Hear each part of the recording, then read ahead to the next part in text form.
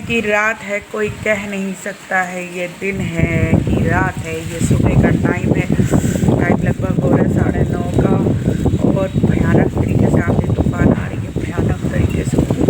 मुझे flashlight on करनी पड़ी है। ये देखो मौसम का नज़ारा और ठंड एक बार पूरे जोर शोर से वापस आ चुकी है और काफ़ी तेज़ और ठंडी हवा है। बाबू चलो अंदर चलो, ठंडी लगेगी नहीं तो। और मैं बस इतना क्लिप शूट करने आई थी, मैं जा रही हूँ अंदर। भागते भागते दूध वाले भैया से मैंने दूध लिया और उसके बाद अभी मैं जा रही हूँ अंदर। मम्मी बहुत ठंडी लग रही है। लगभग 2 किलो के करीब मटर है, तो ये मटर छीलूँगी बैठ के। थोड़ा मिर्ची का अचार बनाने जा रही हूँ छौंक के, और आटा गूंद के रख लिया है। टमाटर की चटनी बनाऊँगी, टमाटर भी काट लिया है और थोड़ी सी बंद गोभी भी बना लेंगे। तो इस वक्त का मेरा और बिट्टू का हो जाएगा।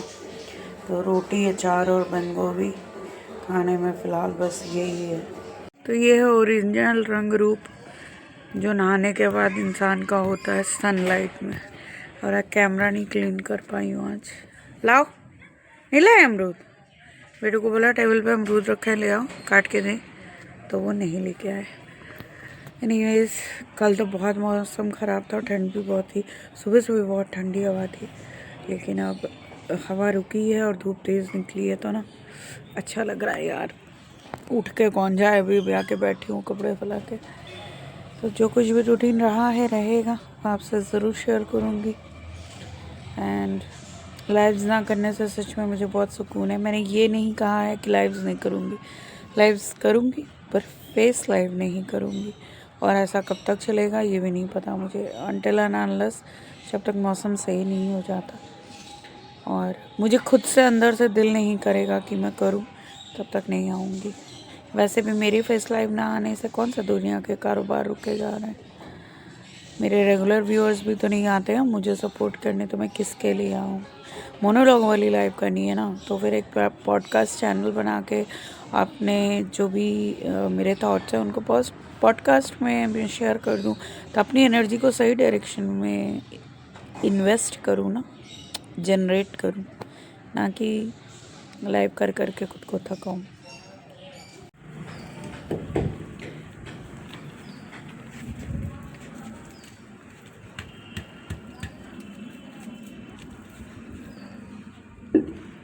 इधर बेला के कितने पौधे हैं?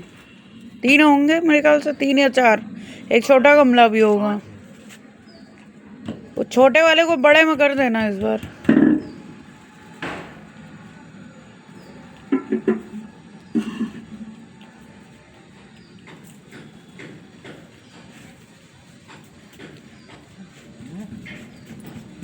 है ना?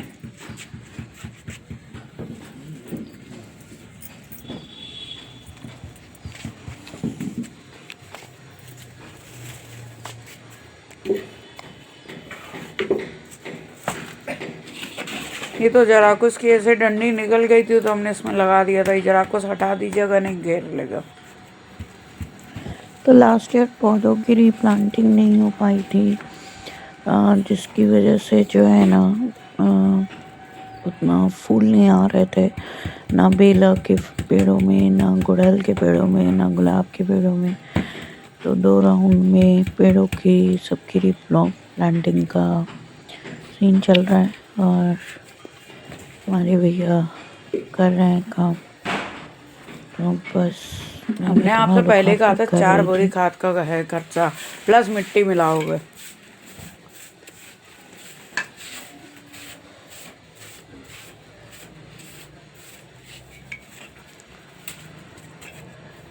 मिट्टी निकाल लो 1 बोरी, इकट्ठे बना लो मिट्टी। पानी का क्या हिसाब किताब रहेगा? पानी भी डालना पड़ेगा। अच्छा, सुबह डाल दें तो? सुबह डाल दो, लेकिन सुबह पड़ गया पानी। नहीं, सुबह डलवाएंगे पानी। जड़ें कट रही है ना। मालूम है। ये तो को कल बरसात मिल गई, कल अच्छी बरसात मिली पौधों को। बेटू छुप के कैमरे से अंदर चले गए। जैसे ही मैं लेटी बिस्तर पे वैसे ही घंटी बजी। वो 11 बजे आने वाले थे हमारे भैया, आए इसमें मतलब आधा घंटा हो गया होगा। तो बेटू भी उठ गया और मैं तो जस्ट लेटी थी थोड़ी सी कमर सीधी करने के लिए। तो पेड़ों की रीप्लांटिंग होनी है, रिपोर्टिंग होनी है बोले तो गमलों में मिट्टी विट्टी काट छाट के बदली करी जाती है। तो वही सब काम चल रहा है और एकदम मेरा चलने का ऊपर आने का मन नहीं था। तो खैर जितना हो पाएगा आज इस बार होगा, नहीं तो फिर अगले बार होगा। क्योंकि खाद 2 ही बोरी एक बार में ला सकते थे और 2 बोरी खाद में तो नहीं हो पाएगा, गमले ज़्यादा है बदली करने वाले। तो बस यही सब चल रहा है और बेटी मस्ती कर रहा है मेरे साथ बहुत ज़्यादा मस्ती ना करो तुम मेरे साथ।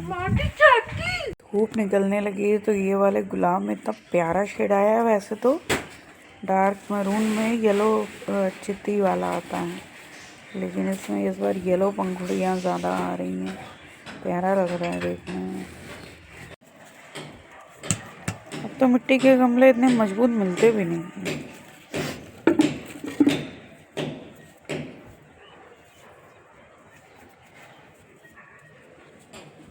उधर जो मिट्टी तैयार की है तो बची है, ये मिला दिया।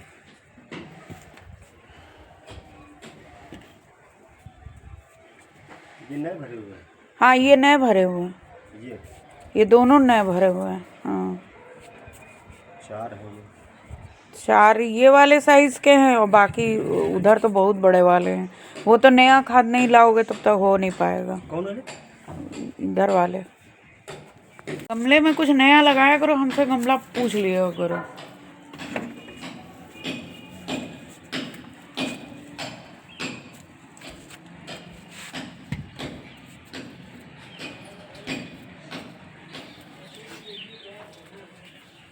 अब मिट्टी लगेगी तुमको।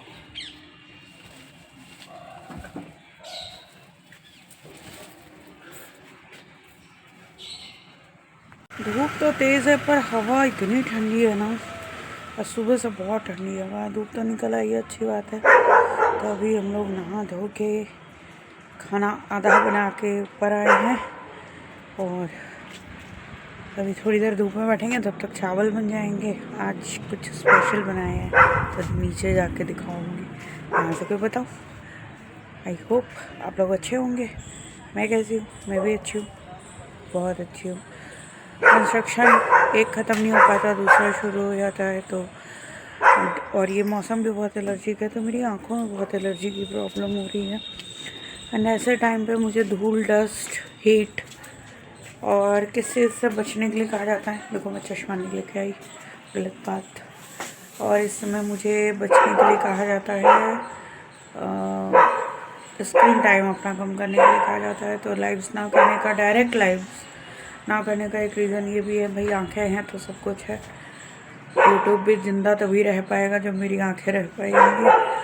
तो एनीवेज प्लीज़ यार लॉन्ग वीडियोस को सपोर्ट करो, शॉर्ट्स को सपोर्ट करो, इतना ही बोलूँगी। And once again thank you all. जो कुछ भी रूटीन रहा है रहेगा, ज़रूर शेयर करूँगी। एंड फ़िलहाल we are going to enjoy our aloo berries. मैं और बेटू हाफ खाया हम लोगों ने, फिर लंच करेंगे। तो इधर बन रहे हैं चावल। ऊपर से आ गई मैं, ज़्यादा दिन नहीं बैठी और चावल बस बनने वाला है। और इधर मेरा निमोना का सब्ज़ी रेडी है। वेपर आ रहा है तो इतना क्लियर नहीं है। और मैं ज़्यादातर 90% कुकिंग लोहे की कढ़ाई में ही करती हूँ, क्योंकि मुझे इसमें पसंद है। बेटू को इतना ज़्यादा पसंद है ना ये सब्ज़ी। और कई दिनों बाद चावल बनाया है यार। आज लाइटिंग पता नहीं मेरे कैमरे की क्यों गड़बड़ कर रही है, तो वो तब से वेट कर रहा है कि कब खाना खाने को मिलेगा, कब मिलेगा। एनीवेज सलाद है, साथ में थोड़ा चटनी है, मिर्ची का अचार है, इतना ही कुछ है। और बहुत टाइम के बाद मैंने की सब्ज़ी बनाई है। स्टार्टिंग डेज में जब मटर आ रही थी तब बनाई थी, उसके बाद आई थिंक 1 महीने 1.25 महीने बाद बनाई है। तो फटाफट से बेटू को खाना दे देते हैं और थाली लग जाएगी तो फिर दिखाऊंगी। तो चावल भी मेरा हो चुका है। मोस्टली हमारे यहाँ चावल 99% मार निकाल के ही बनता है, पर ये स्टार्च मैं कभी भी नहीं फेंकती किसी भी मौसम में, क्योंकि ये स्टार्च काम आता है, तो इसलिए इस स्टार्च को नहीं फेंकती मैं। क्या काम आता है वो मैं बाद में बताऊंगी। फ़िलहाल इस स्टार्च को इतना बता देती हूँ कि इस स्टार्च को फर्मेंट करके बहुत काम आता है। 2 काम मेनली मैं इस स्टार्च से लेती हूँ, तो वो मैं बता दूंगी आगे।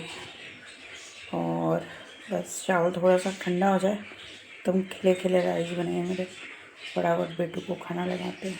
इस वाले गेंदे में काफ़ी अच्छे फूल आ गए, पर अगर पुराने और बड़े फूल तोड़े नहीं जाएंगे ना तो नए बर्ड्स खिलेंगे नहीं, इसलिए फूलों को तोड़ते रहना भी ज़रूरी होता है। और कैलेंडुला भी थोड़े से तोड़ने वाले हो गए हैं। एनीवेज, ऊपर तो खाली भैया गुड़ाई उड़ाई करके गए थे। ये वाली तुलसी अभी सूखी नहीं है, जान है इसमें, जान है, इसलिए निकाला नहीं उन्होंने। और मेरा लिक्विड ये फर्टिलाइज़र भी रेडी है। तो नीचे जो माड़ मैंने आप लोगों को दिखाया था किचन में कि मैं इसको वेस्ट नहीं करती, तो वो 2 काम में आता है। जब थोड़ा फर्मेंट हो जाता है तो इसी लिक्विड फर्टिलाइज़र में मैं मिला देती हूँ, और वो पेड़ पौधों में फर्टिलाइज़र के काम आता है। प्लस ब्यूटी ट्रीटमेंट में किसके काम आता है? ब्यूटी ट्रीटमेंट में उससे आप अपना फेस वॉश कर सकते हो उस बिना फर्मेंट किए, और अगर फर्मेंट कर लेते हो तो आपके हेयर केयर में काम आता है। फ़िलहाल मैं क्या करने आई हूँ, ऊपर खाना वाना खा के जैकेट में बहुत गर्मी लग रही थी तो उतार के हल्का स्वेटर पहन लिया। और मैं दिखाती हूँ मैं क्या करने आई हूँ ऊपर। ढेर सारा सब कंपोस्ट के लिए छिलके सब पन्नियों में, बाल्टी में, चाय पत्ती वगैरह सब इकट्ठा है। तो इधर मेरा कंपोस्ट का टब है, उसमें डालते हैं।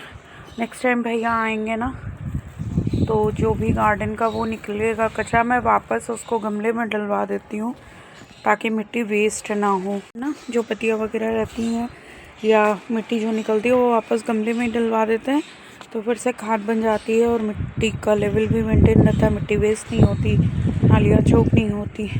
तो जब आप टेरेस गार्डनिंग करते हो तो आपको इन सब बातों का बहुत ध्यान रखना पड़ता है। इनफैक्ट अगर आप बालकनी में भी गार्डनिंग करते हो तो मैं आप लोगों को कंपोस्ट वाला टब दिखाती हूँ। एक और टब मेरा क्रैक हो गया है तो उसको भी कंपोस्ट बिन में बदल दूँगी।